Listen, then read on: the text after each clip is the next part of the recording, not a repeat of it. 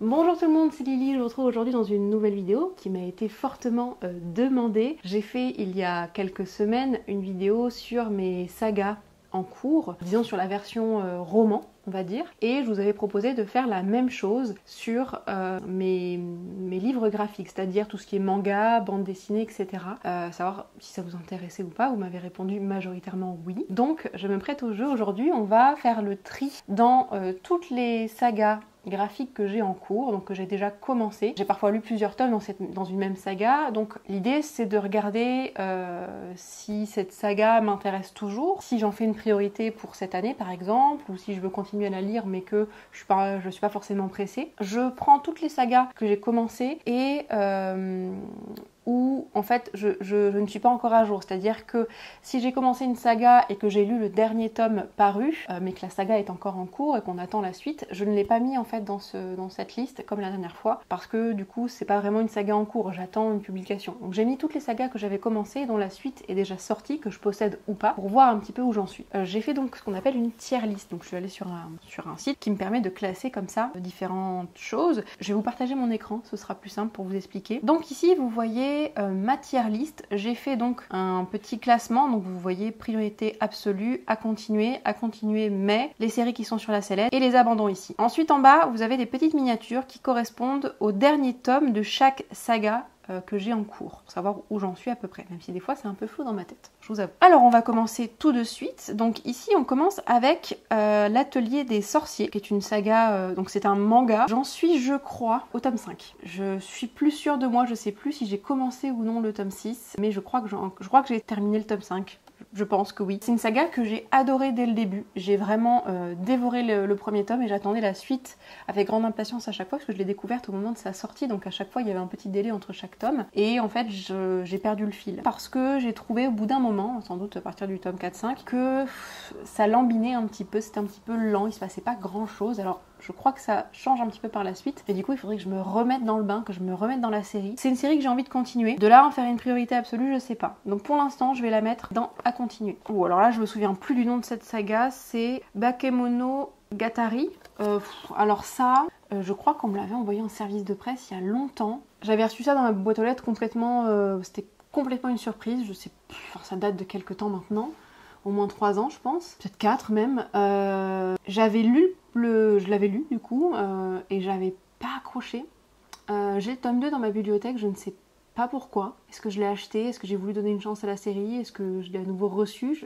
J'avoue, c'est un vrai mystère pour moi. Je crois que je l'avais acheté. Mais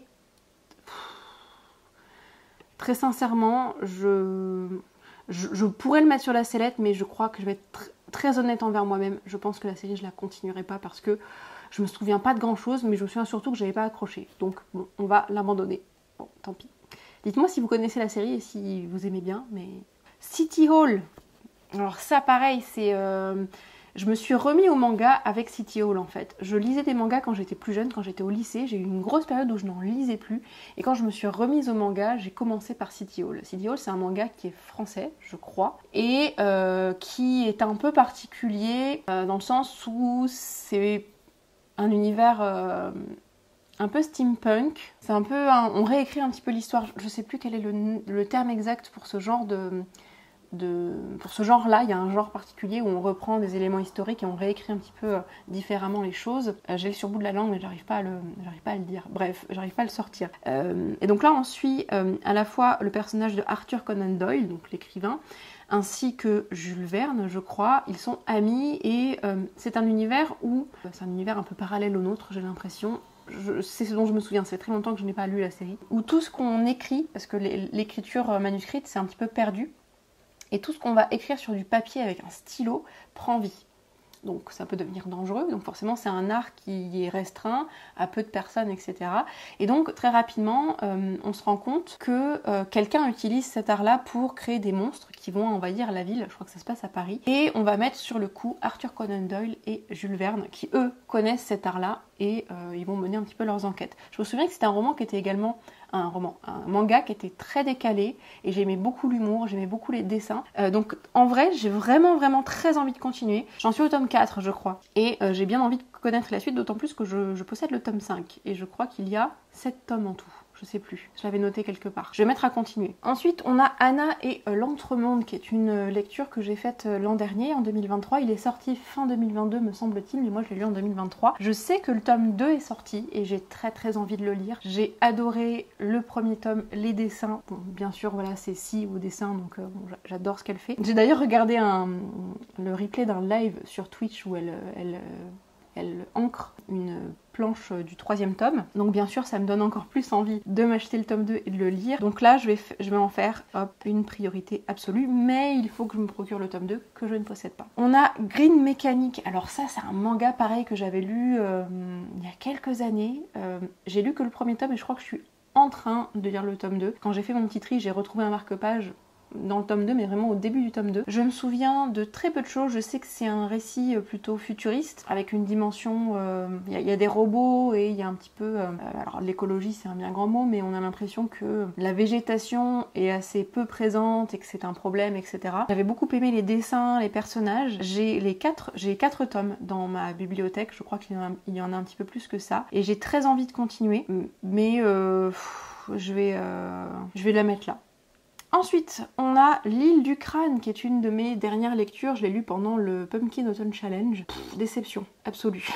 J'avais adoré la couverture. J'avais eu envie de lire ce livre parce que c'est une adaptation enfin cette BD, parce que c'était une adaptation d'un roman qui a été publié avant Harry Potter, et il y avait eu un procès que l'auteur donc de L'île du crâne, Anthony Horowitz, je crois, Horowitz, je sais plus, avait perdu parce qu'en fait il accusait J.K. Rowling de plagiat. Alors bon, c'est vrai qu'il y a des similitudes, hein. On est sur l'histoire d'un petit garçon de 11 ans qui va aller dans un genre d'orphelinat un petit peu particulier où il y a des enfants avec des spécificités. Ils sont pas forcément des sorciers, mais bon, on sait pas trop. On a l'impression que le directeur est un vampire, qu'il y a des fantômes, vous avez des escaliers qui bougent, c'est un château au milieu de nulle part sur une île. Bref, il y a beaucoup de similitudes avec Harry Potter, c'est vrai. De là à dire que c'est un plagiat, j'en sais rien, très honnêtement. Le truc, c'est que j'ai pas du tout accroché en fait avec la BD. J'ai aimé les dessins, mais je sais pas, il y a un truc qui m'a pas accroché. J'en ai parlé, je crois, dans un point lecture récemment. Donc je ne lirai pas la suite. Donc je vais mettre... Oula, là on le laisse bien au chaud pour l'instant. Donc je ne lirai pas L'île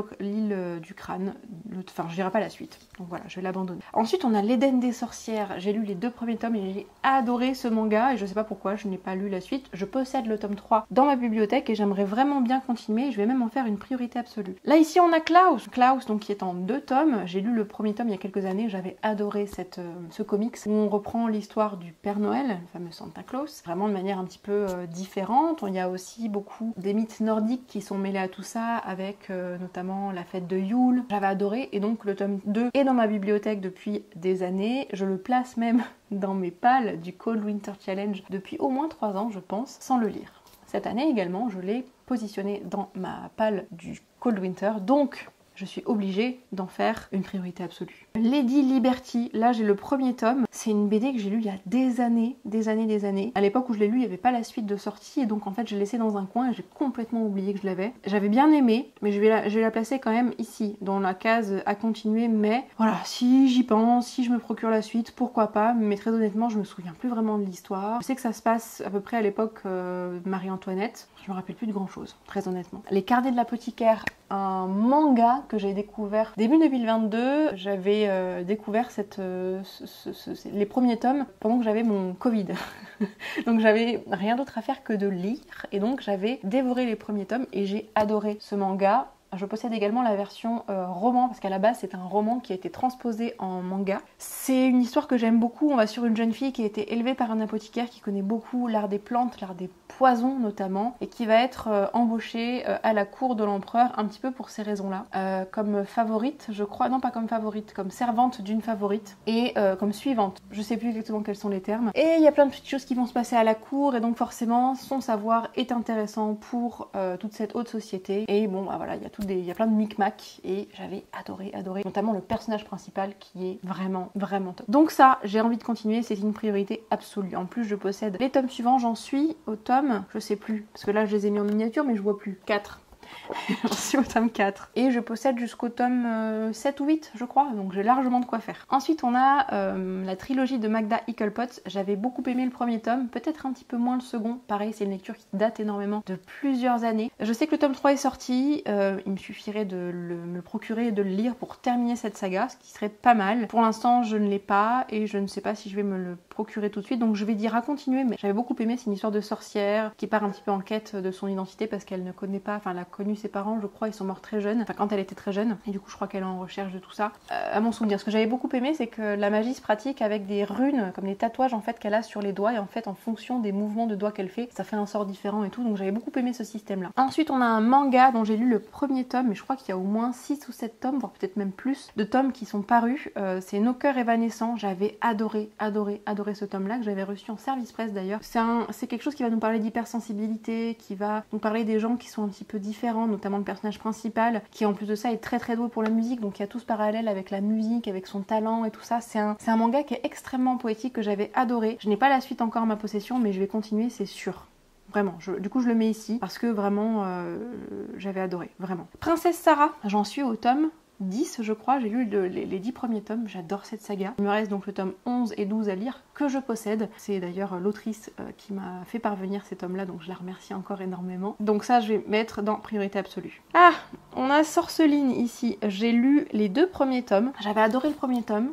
Le tome 2 aussi, je les avais lus de manière assez rapprochée, je crois, les deux. J'ai le tome 3 que j'ai essayé j'ai commencé à le lire il y a pas très longtemps et en fait j'ai pas accroché. En fait je vais le mettre sur la sellette, je vais pas l'abandonner tout de suite, je vais peut-être lui donner une chance, on verra. Est-ce que c'était un mauvais moment? Est-ce que je dois lui donner une chance? Peut-être, donc je vais pas l'abandonner tout de suite, je vais le mettre ici. Ensuite on a Les Lumières dans la nuit, c'est une BD jeunesse que j'ai lue cette année.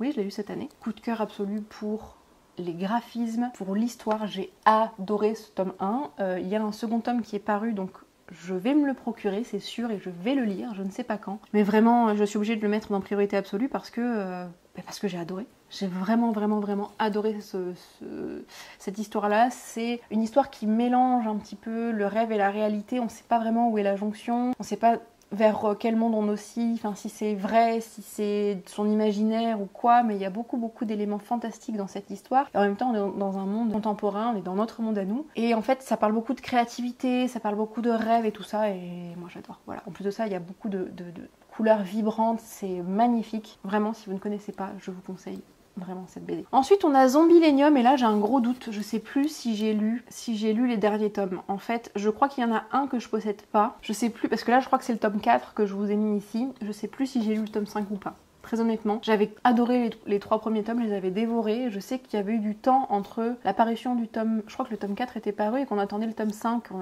l'a attendu plusieurs années, et donc j'avais un petit peu décroché. Je sais qu'il y a une série aussi, un animé, enfin un dessin animé qui est sorti, et je sais aussi que le tome 6 est paru, je sais pas si c'est le dernier ou pas, s'il y aura une suite après. Mais j'aimerais bien quand même clôturer cette saga, donc je vais mettre quand même à continuer. Pour l'instant, voilà, j'en fais pas une priorité non plus, mais j'ai bien envie de la continuer. Peut-être qu'il faudrait que je la relise complètement en fait, du début, pour me remettre dans le bain, et peut-être que voilà, ça me redonnerait un petit peu l'envie de continuer.